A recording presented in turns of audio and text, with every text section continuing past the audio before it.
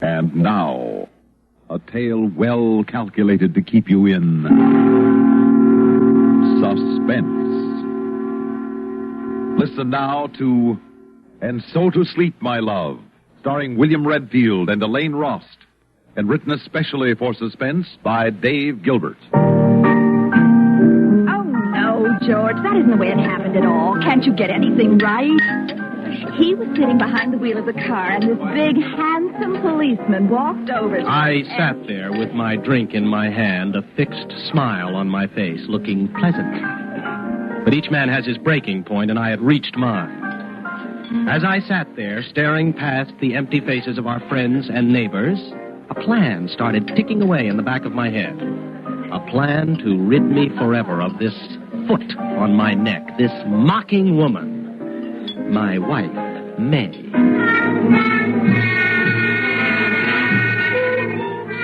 Oh, it was a shame, really. I'm sure I really loved May at one time.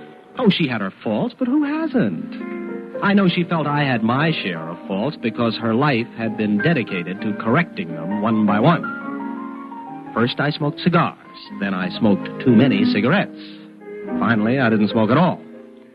So in the end, there wasn't enough of me left to love May had I wanted to, except one thing. Our rich uncle had died the year before we were married and left her an inheritance of $75,000. We used almost $15,000 to buy a house and get started in life.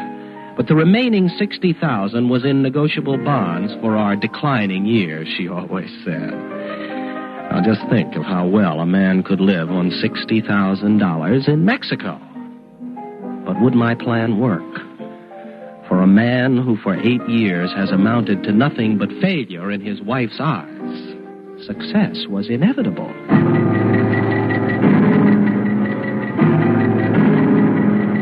I decided to put my plan into effect immediately. I saw Thelma Stevens go into the kitchen to fix herself a drink. Thelma is one of May's best friends. Personally, I detest the woman, but this was hardly the time to be snobbish. I followed her. Hello, Thelma. Oh, Georgie. Hi there. Oh, that was the funniest thing, the way you apologized to that policeman. Yeah. The way May told it, I could almost see you. Yes, yeah, I thought it was rather amusing myself afterwards. Oh, by the way, did May tell you that our club was going to start a benevolence program for stray cats? Oh, really, Cat? Oh, May just loves the poor, unloved things. As a matter of fact, it was mostly her idea that we undertake. Well, my wife has always been kind to dumb animals. Now, Thelma, I wanted to get you alone in the kitchen because there's something I wanted to ask you. Of course. What is it? Well, I was wondering if you knew of a good home remedy for insomnia. Oh, have you been having trouble sleeping? Well, May told me you've been eating like a bird lately. No, and I told her... No, Thelma. It isn't for me, you see. It's May I'm worried about. May? Yes. See, I think she must have bad dreams. I mean, she goes to sleep at night, all right, but then she wakes up because she thinks she hears things, and she just can't fall back to sleep. Oh, that's funny. May never said anything to me. Oh, now, isn't that just like her? Well, why don't you get her some sleeping capsules? Oh, no, Thelma. I wouldn't want anything as dangerous as that. Oh, there's nothing dangerous about sleeping capsules as long as you don't take too many of them. You know, when Charlie and I were having our difference of opinion, Yeah. I just couldn't sleep nights. I told our doctor, such a good man, and he wrote me out a prescription, and he said, "There you are." Well, I just couldn't have made it without them. Uh-huh. Oh, I'll give May his name and Oh, she no, can... no. See, I wouldn't do that. I mean, she'd be offended if she knew I told you. You know, she tries so hard to keep trouble to herself. Oh, of course. Well, let me write you his name on this slip of paper. Dr. Walter Bronson. Fantastic. 123. It was all going to be so fantastically simple.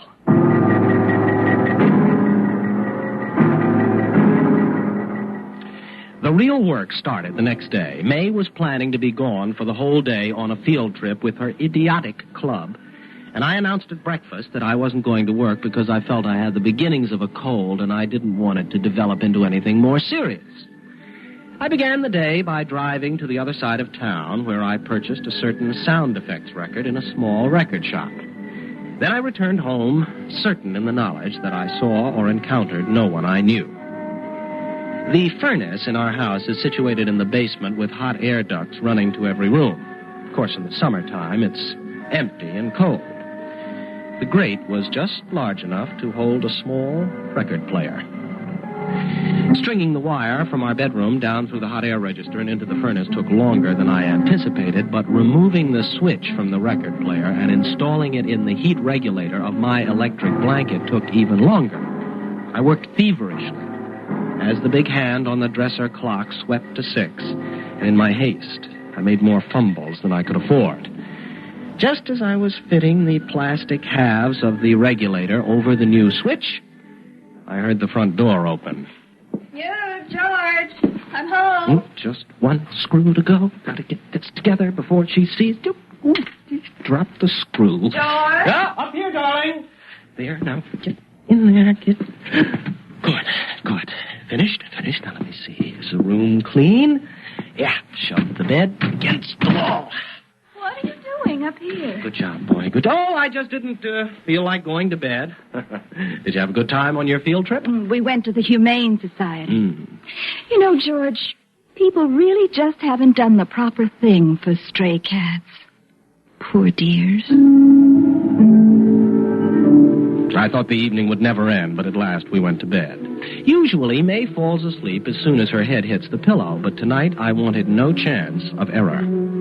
As I lay there, listening to her breathing become more regular and shallow, little fears began to tear at my confidence, because there's always a chance of miscalculation. And I remembered to turn on the volume of the record player. Perhaps too loud. I broke out in a cold sweat. If only I'd had time to test it. My fingers itched to grab the blanket regulator, but I forced myself to wait. A half hour passed. My fingers stole along the electric cord to the switch, and I clicked it on. And I waited. Nothing happened. What had I forgotten? Connections? No. The needle? No. What then? Why no sound? And then, far down in the basement, I heard it. May was beginning to stir. I slipped my fingers over the switch, ready at a moment's notice. George? Yeah. George, wake up. Huh? George, What? wake up. Do you hear me? What is it? What? Did you hear anything? Huh? Hear anything? I thought I heard a woman, I don't know, crying. You thought you heard what? I was Oh, afraid. May, please. Now, you're not going to start imagining things again. Now, come on, go to sleep. Are you sure you heard nothing? Well, of course not. Go back to sleep. She lay back down, but she didn't sleep. I could hear her lying in the dark, just listening. The next night, I woke her again to the record, and the following night twice. I increased the number until she woke up screaming 4 times in one night. And I decided that the following night would be the acid test. That night, it took May longer to fall asleep than ever before. It was almost 1:30 before she started to drift off. My fingers found the switch. George. Huh? George, wake up. Oh, May, George. what is it? Are you having another bad dream? George, this isn't a dream. Oh. I can hear it now. You can hear it, too. Hear what? Listen. It sounds like a woman crying, or no. or a crazy woman, or a woman that isn't alive anymore. Oh, George, listen, you must hear it, too. Oh. There's something down there. Please go down and see what it is. Now, May, I have given into these whims of yours too long. I absolutely refuse. Now, darling, you've had these bad dreams before. It isn't a bad dream. I'm awake, and I can hear it now. Well, I hear nothing. All right, I'll go myself. She got out of bed then and clicked on the light. I listened to her go downstairs. As soon as she hit the living room, I turned off the machine.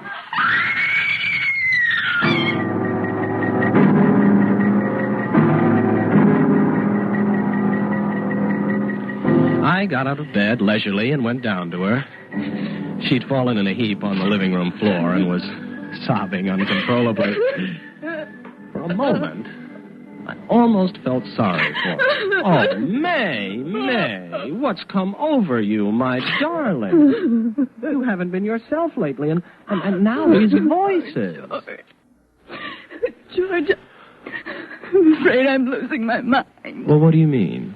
I keep thinking I hear a ghost in the house of a woman with a high, crazy voice. Well, personally, May, I think there's nothing wrong with you that a good night's sleep wouldn't fix. Oh, sleep. Oh, how I'd love to fall asleep. Oh. If you only knew, I haven't slept a whole night through in a week. You know, Thelma was telling me that she had insomnia once. Now, why don't you just pop over to her doctor? He'll be glad to fix you up with a prescription for sleeping pills. Yes, that's what I'll do. All I really need is a good night's sleep.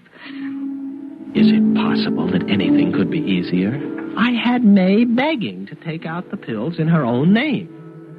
Once she got a prescription for death, I had only to see that it was filled. She came home with a bottle of pills that next night. She took one before going to bed, and I let her sleep undisturbed the whole night through.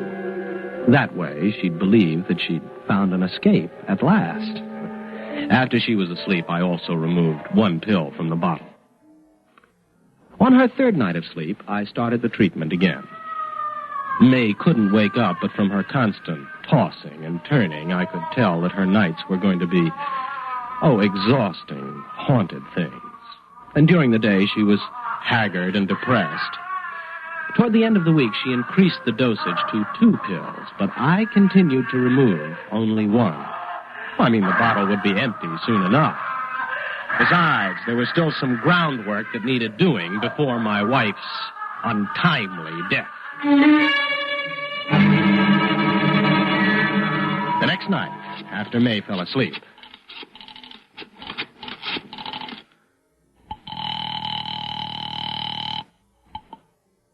Hello? Hello, Thelma. This is George. Look, I hate to disturb you at this hour, but May isn't over there, is she? Well, no. Isn't she with you?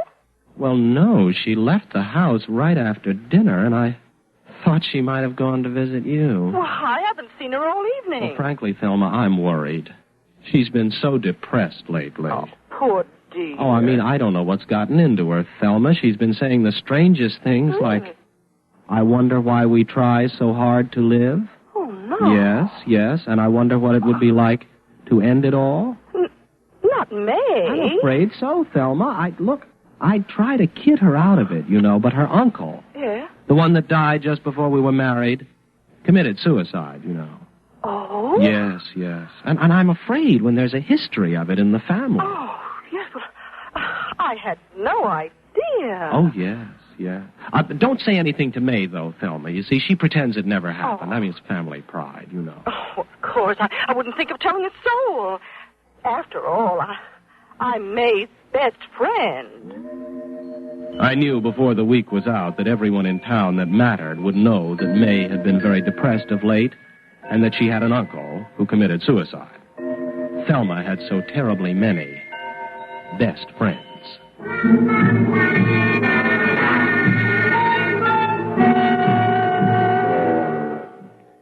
The day I'd selected for May to join her dear departed uncle would be the day she replenished her supply of sleeping tablets.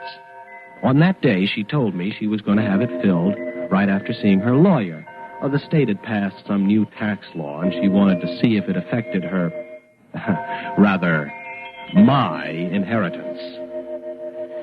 When May came home that night, everything was ready. Yoo-hoo, George. I'm home. In the kitchen, May. Were you lonely without me today? Oh, a little, but I'm getting used to it. Why, George, you fixed dinner for me. No. How thoughtful. No. I just couldn't have faced fixing dinner tonight. Yes, I know. Oh, you've been so tired lately. Come on, sit down. Sit down. I wonder if those sleeping pills keep me tired. Maybe I should stop taking them. You got some more, didn't you? Of course. What makes you ask? Oh, nothing. I just don't enjoy getting up in the middle of the night either. I'm sorry, George. Oh, it's all right. But you seem more cheerful than you've been for a couple of days. Any particular reason? No. Well, I'm glad. Yeah. Are the new taxes going to affect your inheritance at all? No. The lawyer and I made sure the money will be safe. Good. Eat your soup, dear. It was all I could do to sit there and eat calmly. What if tonight, of all nights, she didn't want mushroom soup? It's impossible. It's one of her favorite dishes. Control, Georgie boy, control. That's one thing you've got to have, control. Huh. How's the mushroom soup, dear? Since I married you, you've developed into a remarkable cook. Well, it's easy when you have someone to cook for. Remarkable cook. I looked at my plate and I couldn't even see it. I was too busy seeing her spoon down her soup to the last drop, and with it the contents of more than 17 sleeping capsules.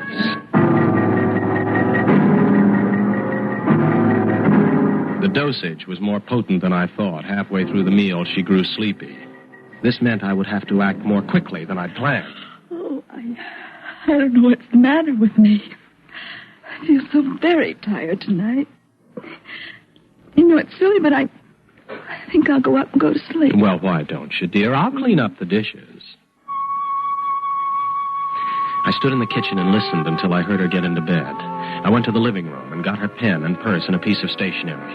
Then I raced upstairs and stood outside her door, the blood just thundering in my head. The timing had to be perfect. Too early, and she would resist me. Too late, and she would be incapable.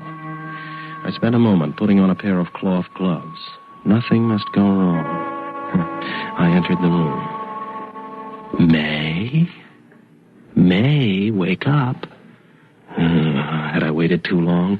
May, wake up.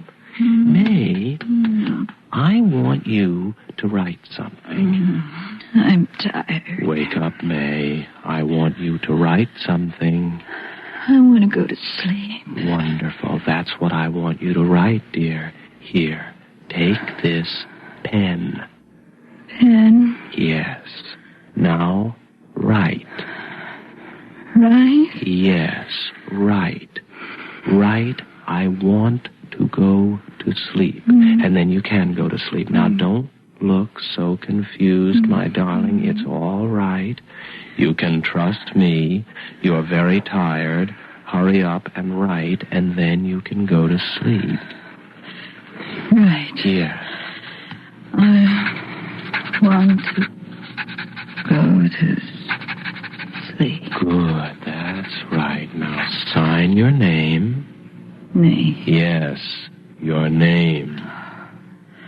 I'm tired. Sign your name, and then I'll let you go to sleep. Yeah, good. That's right. And so, to sleep, my love. For the second and last time in her life, my wife, May, did something I wanted her to. I folded the note in half and placed it along with a pen on the dressing table next to the bed. I fished in her purse, found the new bottle of sleeping pills, the one with her name and today's date on it, emptied 17 of them into my gloved hand, and left the rest in the bottle and put it on the night table. Then I locked the bedroom door with an aluminum key I had made. The only other key was in her purse. Then I went down to the kitchen to tidy up. Oh, it's best to work while you're waiting for someone to die. It doesn't allow you to think, you know. I washed the supper dishes and put them away. The soup things I did most carefully. The cloth gloves were burned in the fireplace with some old papers, and the ashes stirred. I was most methodical. The aluminum key and the 17 sleeping pills were chewed up and flushed away in the disposal.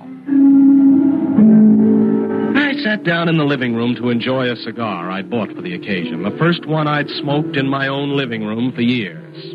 I can't say that I was entirely lighthearted. It's a strange feeling to sit alone in a house where someone's dying. But I sat there and watched the long summer day darken outside my window.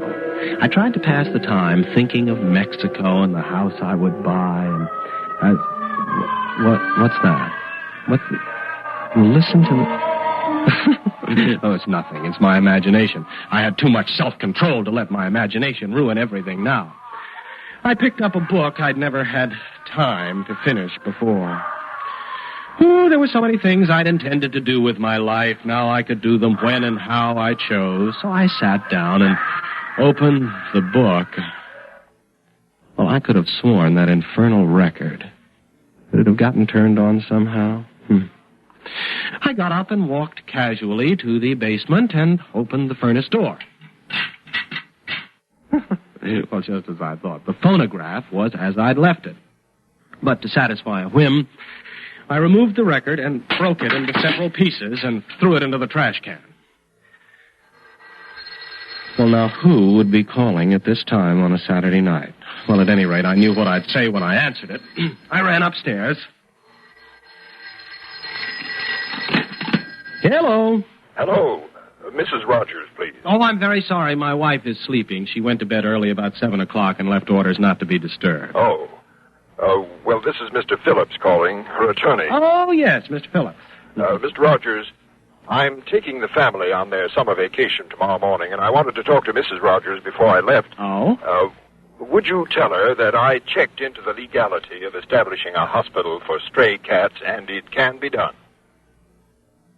Cats? Why, yes, the Rogers Memorial Hospital for Stray Cats. She came into my office and changed her will this morning. She said it was your idea. Signed over her entire inheritance to homeless cats. Cats? Yes, I think it was a marvelous gesture on your part. Not many people are concerned about the welfare of unfortunate stray animals. I went numb. I didn't know what to say or do. Burn that record! Mr. Rogers, are you there? Mr. Rogers. Control. I must get control. He mustn't suspect. Mr. Rogers, what's the matter? No, nothing. I suppose you mean that noise. I did tell you it's nothing. See, I've been experimenting with some sound effects. It sounds like a crazy woman, doesn't it? Or a sort of thing, or a ghost. I mean, it's all just a sound effect. What noise? That woman you hear, it's just a record. What woman? Oh, you're clever, aren't you? Huh? You made this phone call to try and trip me up. Cats. Now, don't pretend you can't hear it. You can't fool me. Mr. Rogers. It's not a ghost. You see what I mean? It's just a record. What record Well, thanks are you again, talking Mr. about? Phillips. I've got to go wake up May and tell her you called. May. Gotta go up to May. May, it's me, George. Good Lord, cats. May, wake up, darling. It's me, George. May, the lawyer called and he said you gave all your money to a bunch of cats. Cats. May, wake up and open the door. It's just a record. Let me in, I'll turn it off. May, please, it's just a record. Oh, please wake up, May. Please wake up so I can turn it off. May, wake up and open the door. I can't stand it. Please, May, please wake up.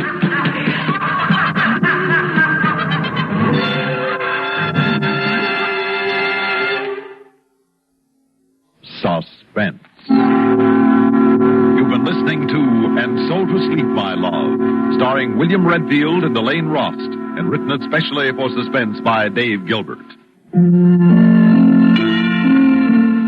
Suspense is produced and directed by Bruno Zerato Jr., music supervision by Ethel Huber. Featured in tonight's story were Bryna Rayburn as Thelma Stevens and Bernard Lenrow as Mr. Phillips. The wailing and laughing voice was created by Abby Lewis. Listen again next week when we return with Yuletide Miracle, written by John Robert. Another tale well calculated to keep you in suspense.